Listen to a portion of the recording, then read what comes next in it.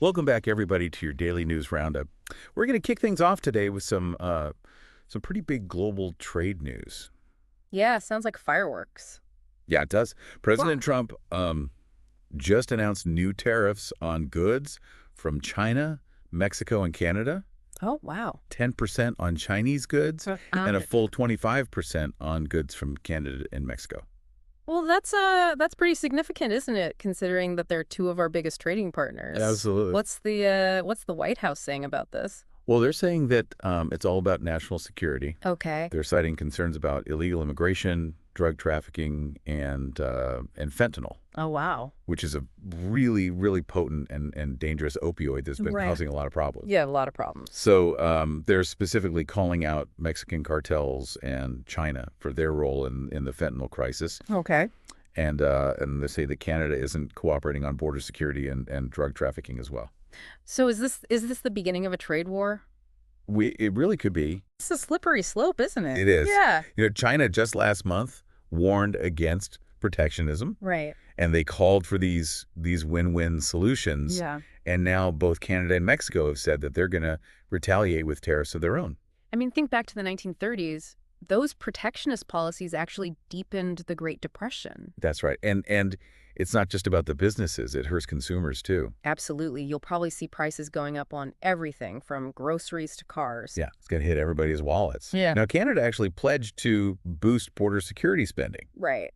but it doesn't seem like that was enough to appease the White House. So what happens if other countries start targeting businesses owned by Trump supporters? Right. Could that be a strategy? Absolutely. And it wouldn't just be symbolic either. Yeah. It could cause some serious economic pain and really turn up the political heat on Trump. Yeah, back home. Well, let's shift gears a little bit and talk about Ukraine. There's been a disturbing report that Ukraine is accusing Russia of bombing a boarding school in the Kursk region. Really? Yeah, killed 4 people and injured dozens, Wow. and many of them are elderly. Oh, that's terrible. Now, what's interesting about this is that Ukraine actually captured the Kursk region last year. Right. So it's a region that they control. And what are they saying about this incident? Well, Zelensky is saying that Russia deliberately targeted civilians who were sheltering there, Oh, wow. and that they were actually preparing to evacuate. Targeted civilians. Yeah. Wow. But of course, Russia's denying any involvement. Right. They're saying that Ukraine carried out the attack. Hmm. So it's a he said, she said situation at this point. So this incident just adds another layer to this already volatile conflict. Absolutely. Ukraine has said all along they captured the Kursk region as a bargaining chip, Right. not to hold on to it permanently. But Zelensky's drawing parallels to Russia's tactics in Chechnya and Syria, Right. which paints a pretty grim picture. It does, and it raises the question of what are the long-term implications for the people who live there? Right. Are they just going to be caught in the middle of this tug of war? And Definitely. how will this impact any kind of future peace talks? Exactly. So let's move on to the Middle East. There's been a glimmer of hope in the hostage situation between Israel and Hamas. Oh, really? That's good to hear. Yeah, 3 Israeli hostages that were being held in Gaza were just released as part of a ceasefire agreement. Okay. Their names are Yarden Beavis, Ofer Calderon, and Keith Siegel. That's good news for their families, I bet. Absolutely, but it is bittersweet. Yeah. There's still hostages being held, Yeah. and their families are, they're waiting anxiously for their loved ones to return. Of course. And then you have the case of Yarden Beavis. His wife and 2 young sons were also kidnapped during that initial Hamas attack. Oh, And Hamas claims that they were killed in an Israeli airstrike. okay. But they were also included on the list of hostages that Hamas was willing to release. So it's very confusing. It is. It's a confusing and heartbreaking situation for those families absolutely. who are still waiting for answers. Now, in the meantime, the Rafah crossing between Gaza and Egypt Oh, yeah. has finally reopened after 8 months. That's a big deal. It's crucial for getting aid into Gaza Right. and facilitating medical evacuations.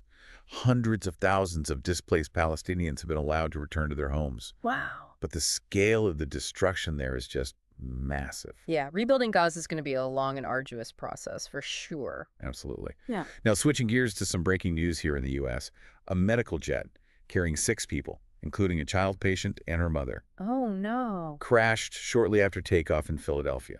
Really? Sadly, there were no survivors. Oh, gosh. That's terrible. Yeah, the plane was en route to Mexico, Okay. and they had a planned stopover in Missouri. Mm. On board were 2 pilots, a doctor, a paramedic, and then tragically that young girl who had just finished treatment for a life-threatening illness. Oh my gosh. And hospital staff had even thrown her a party to celebrate her recovery just hours before the crash. That's just heartbreaking. It is. And one person on the ground was also killed when the plane came down. Wow. Came down in a fireball, Oh no. sending shrapnel and burning debris flying through the streets. Oh gosh. So it was a pretty horrific scene.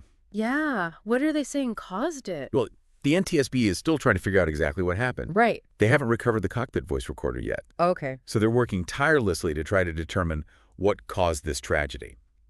Now, this comes just days after that other devastating plane crash in Washington, D.C., Right. where a commercial jet collided with a military helicopter. Mm-hmm.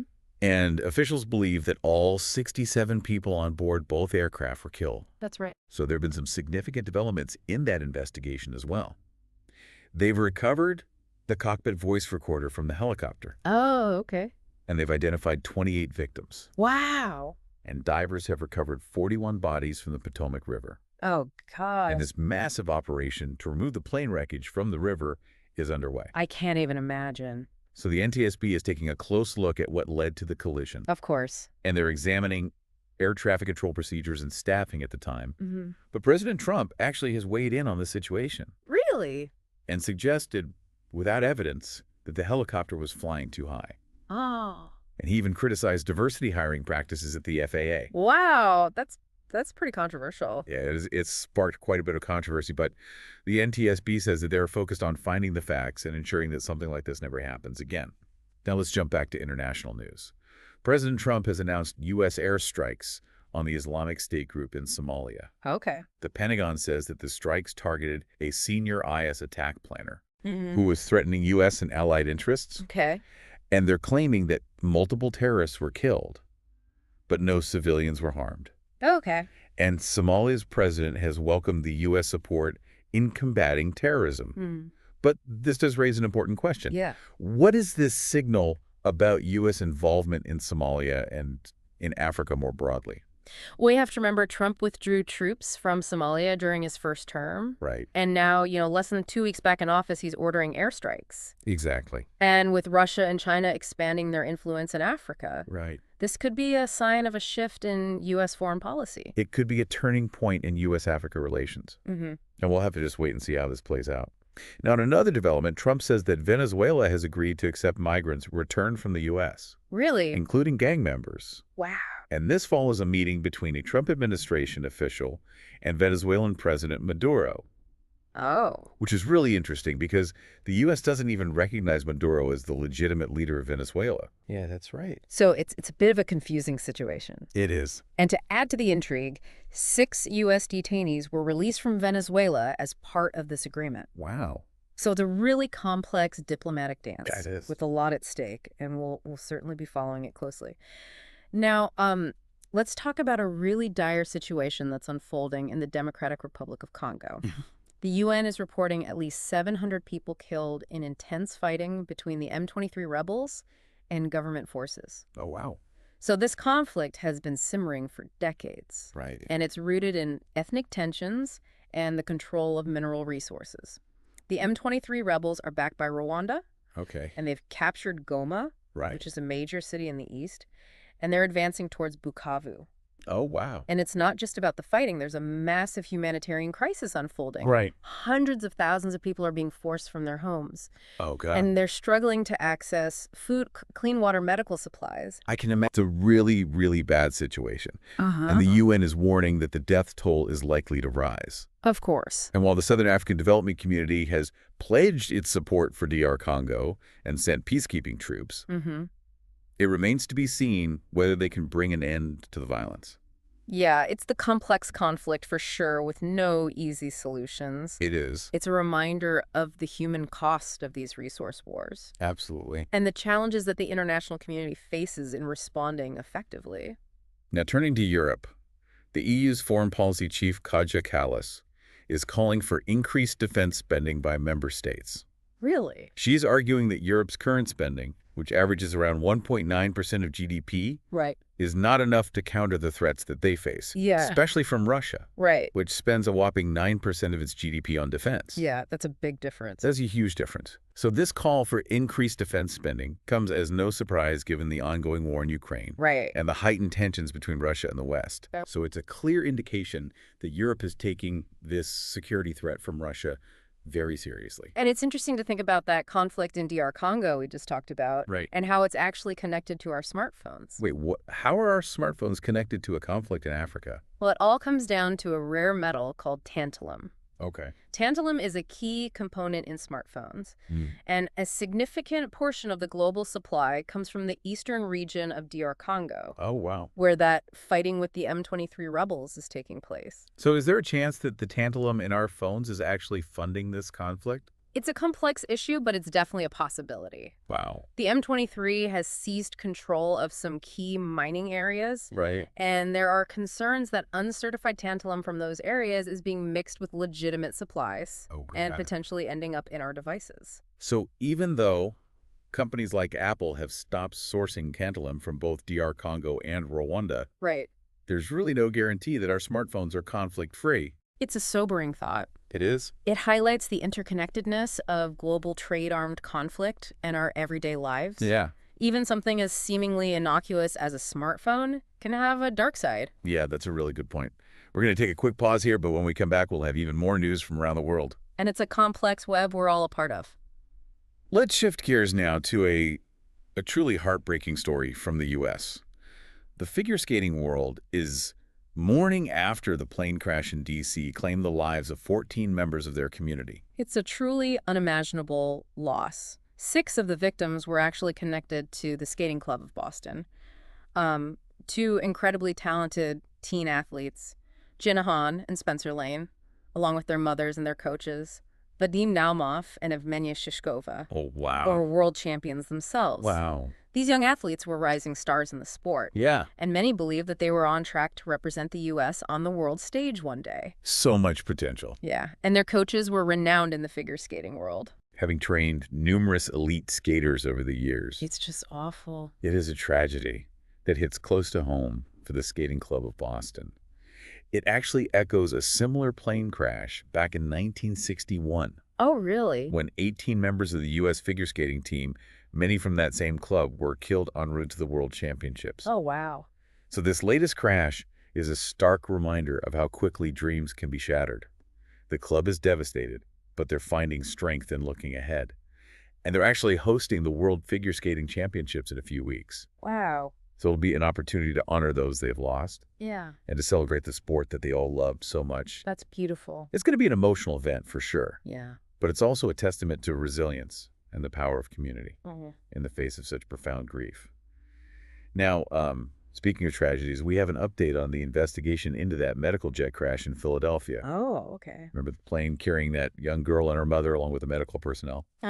Crashed shortly after takeoff. Right. Well, the NTSB has revealed that the plane experienced a sudden and terrifyingly rapid descent. Really? Yeah, it plummeted from 1,500 feet to the ground in less than a minute. Oh, my gosh. It's a horrifying thought. What could possibly cause such a dramatic drop? I have no idea. Well, that's what investigators are trying to figure out. There were no distress calls from the pilots before the crash. Okay. They've recovered the flight data recorder, Mm-hmm. but the cockpit voice recorder is still missing, Right. and they believe it's likely damaged. Okay. So it's a difficult situation, but they're working to recover every possible piece of information that they can. So it's a waiting game now, but hopefully the NTSB can provide some answers. For those families who are just desperate to know what happened to their loved ones. Now let's turn our attention back to that secretive Christian sect, the Truth, or the 2x2s as they're sometimes called. Yeah. They're facing those incredibly serious allegations of coercing young mothers to give up their babies for adoption. It's just truly disturbing to think that an organization claiming to be rooted in faith and love could exploit vulnerable women like that. I know, it's appalling. It is appalling. And it seems they used fear tactics, Oh, threatening those young mothers with eternal damnation if they didn't comply. oh my gosh. And what's even more alarming is that the adoptions were often arranged with little to no vetting, Really? potentially leaving those children susceptible to abuse and neglect. Wow. So it's another horrific example of how power can be abused within religious organizations, Yeah, leading to devastating consequences. it is. And it underscores the need for greater transparency and accountability in these institutions, Absolutely. especially when it comes to protecting the most vulnerable. Now, for something a little more uplifting, there's news about Jared Isaacman, the billionaire that President Trump nominated to lead NASA. Yeah. You know, he's known for funding and leading that first all-civilian mission to orbit Earth on a SpaceX rocket. Right. And he's got some bold, even controversial ideas about the future of NASA. Like what? Well, he's been pretty vocal about his criticism of NASA's traditional way of doing things. He says that they rely too much on these big aerospace companies and their cost-plus contracts, which he believes lead to inefficiencies and ballooning budgets. So what's his solution? Well, he's a big advocate for leaning heavily on the private sector, Okay. particularly companies like SpaceX and Blue Origin, Right. which he believes are more innovative and cost-effective. Yeah. He's even hinted that he might scrap NASA's SLS moon rocket, which has been plagued by delays and cost overruns. Wow, that would be a radical shift. It would be. I mean, wouldn't that put NASA's future in the hands of private companies? Well, that's the concern that many experts have raised. Yeah. And given Isaacman's close ties to Elon Musk, Right. the founder of SpaceX, Yeah. there are worries about potential conflicts of interest.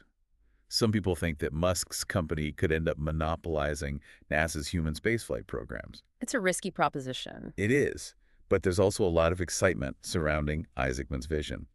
He talks about making space travel accessible to everyone, not just astronauts and the super rich. I mean, that's a grand vision It is. of humanity becoming a truly spacefaring civilization. It's inspiring stuff. It is. But the big question is, can he deliver? Yeah. Can he navigate the political landscape Right. and turn this vision into a reality? Only time will tell. It'll be fascinating to see how it all unfolds. Now, let's go back to that investigation into that fatal plane crash in Washington, D.C., Right. where the passenger jet and the military helicopter collided. Investigators are now zeroing in on the actions of the helicopter pilot. Oh, really? It seems that he was flying higher than permitted just minutes before the collision. Wow. And there's even audio of air traffic controllers trying to warn him about the approaching passenger plane. Oh, my. So it's a chilling reminder of how quickly things can go wrong in the air.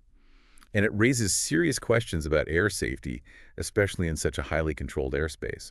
Now, the NTSB hasn't released any definitive conclusions yet, Okay. but they're looking into whether air traffic control staffing played a role. Mm-hmm. There were reports that a single controller was managing both helicopters and airplanes in the area at the time of the crash, Oh, wow. which is unusual. Yeah. So it raises concerns about potential overwork and fatigue among air traffic controllers, Right. which could have serious implications for safety. And then there's President Trump's response. Right. He weighed in on the situation, suggesting that the helicopter was flying too high, Mm-hmm. and even criticizing diversity hiring at the FAA without offering any evidence to support those claims. Oh.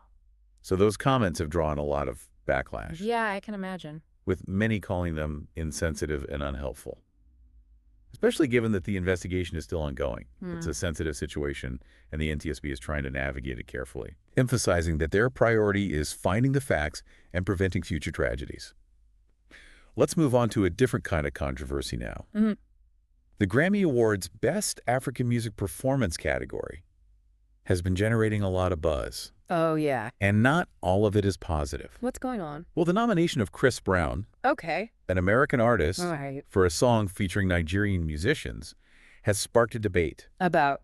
about who should be considered African in the context of this award. Oh, that's interesting. It's a complex issue with strong opinions on both sides. Some people feel very strongly that the category should be exclusively for African artists, Right. while others argue that music transcends borders Yeah. and that collaboration between artists of different nationalities should be celebrated. Absolutely. So there's also a feeling that the dominance of Afrobeats, a genre that originated in Nigeria and Ghana, is overshadowing the vast diversity of other musical styles and genres found across the African continent. That's a good point. It raises the question, should the Grammys expand to include more categories, representing the diverse musical landscape of Africa? I think that's a conversation worth having for sure. Absolutely, especially as African music continues to gain global recognition and influence. Absolutely. And speaking of global influence, let's circle back to President Trump's trade war. Okay. It's not just about economic competition, it's about geopolitical power dynamics as well. I see where you're going with this. Yeah. With China expanding its influence in Africa, Hmm. these tariffs could be part of a larger strategy to counter that growing presence. Exactly. Okay. Trump's America First agenda isn't just about protecting American jobs. It's about reasserting American dominance on the world stage. Right. And using tariffs as a weapon is a tactic we've seen him deploy before. It's a high-stakes game of chess. And the consequences could be far-reaching, They could. not just for the U.S., but for the entire global order. For sure. Now let's shift our focus back to something a little closer to home. Remember those tragic plane crashes that we discussed earlier? Of course, they were both incredibly heartbreaking events. They were. What's the latest? Well, it's interesting to note the contrasting public responses to these tragedies. With the medical jet crash in Philadelphia, there's been an outpouring of sympathy and support for the families of the victims. Right. But with the D.C. crash, there's been more of a focus on blame and accountability. I think that difference in response has a lot to do with the circumstances surrounding each crash. The medical jet crash was a tragic accident, Right. whereas the D.C. crash involved a collision Yeah. and raises questions about air traffic control procedures and pilot error. You're absolutely right. Uh, And that difference in perception really plays a role in how we as a society process and respond to these kinds of events. yeah. It's also a reminder that every tragedy has its own unique story and impact. It's a lot to take in. Mm. These events, these tragedies, these conflicts, they all remind us of how interconnected we are. They do. So, what happens in one part of the world can have ripple effects across the globe. Absolutely. And it really underscores the importance of staying informed. Yeah. Engaging in thoughtful dialogue Mm. and seeking to understand different perspectives. It's in those conversations and those moments of reflection that we can begin to grapple with the complexities of our world. Absolutely. And it underscores the importance of, recognizing our shared humanity, even amidst chaos and uncertainty. And speaking of uncertainty, let's revisit that Grammy Awards controversy. Right. The debate over Chris Brown's nomination in the Best African Music Performance category, it's really sparked a conversation about cultural boundaries in music. Yeah, it boils down to, who gets to be considered African in a musical context? Right. Should the category be exclusively for artists born and raised in Africa? Or is it more about celebrating music that draws inspiration from the continent's rich and diverse musical traditions, regardless of the artist's nationality? Yeah, it's a tricky question, and there are valid arguments on both sides, but there's also the concern about the dominance of Afrobeats, which originated in Nigeria and Ghana, overshadowing the incredible variety of other musical styles and genres found across Africa. Right, and it highlights the need for greater representation and a wider lens when it comes to recognizing African musical talent on a global platform like the Grammys. Maybe it's time for the Grammys to consider expanding the categories to reflect the full spectrum of African music. It'll be a powerful way to showcase the continent's musical richness and celebrate the unique contributions of artists from across Africa. Definitely an idea worth exploring. And it speaks to the broader conversation about cultural appreciation versus appropriation, ensuring that artists are recognized and celebrated for their authentic contributions. It's a reminder to approach music and culture in general with an open mind and a willingness to learn and understand different perspectives. Well said. And on that note, we've reached the end of our daily news roundup. Wow, we covered a lot of ground today, from trade wars and international conflicts to plane crashes and cultural controversies. It's a lot to digest, but it's essential to stay informed and engage with these issues, even the challenging ones. Absolutely. We encourage you to continue exploring these stories, digging deeper, asking questions, and forming your own opinions. The world is a complex and ever-changing place. And understanding these events and the various perspectives surrounding them helps us navigate the challenges and opportunities we face. So keep those minds curious, stay engaged, and keep those conversations flowing. We'll be back tomorrow with more news from around the world. Until then, take care and stay informed.